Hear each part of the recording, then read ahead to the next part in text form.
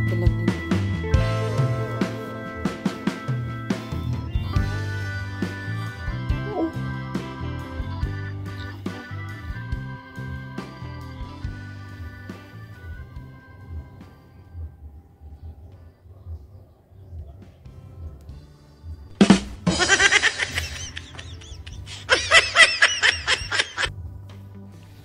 May ganyan ako sa ulo kasi grabe yung basta parang sisipunin ako niyan kagabi.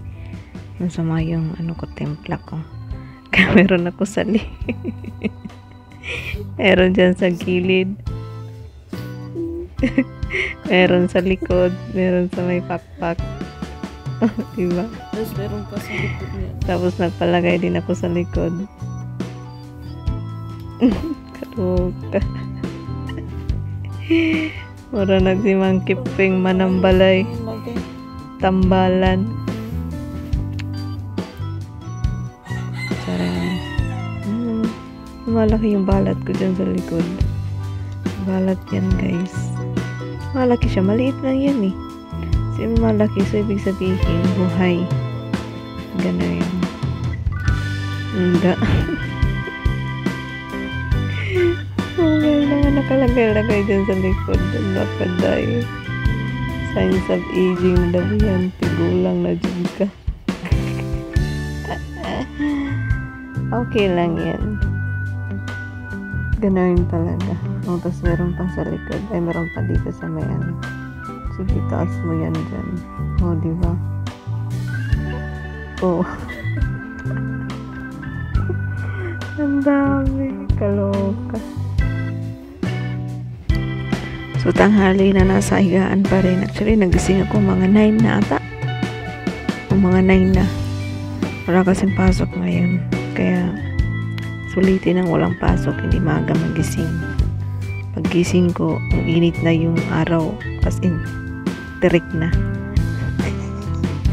Gigising na ako ng init.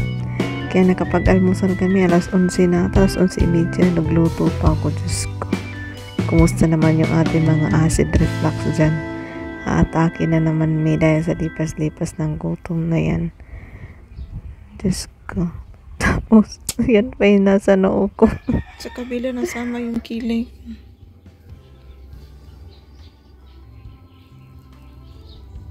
Ay, sakit.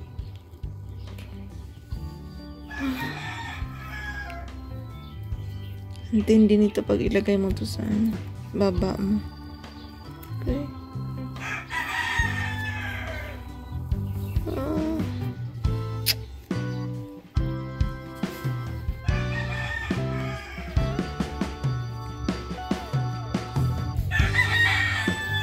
Gusto ko nasama yung kilay ko dito sa taas na kalumbuhan.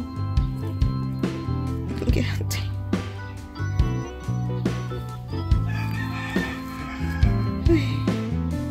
Grabe siya makadikit.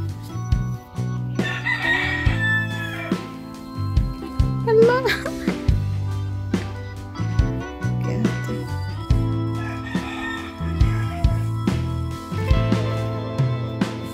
Focus yung buhok ko. Ito siya.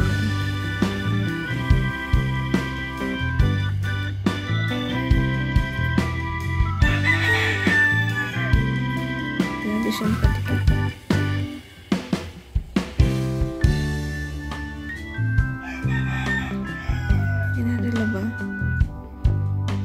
Wala naman sa buhok.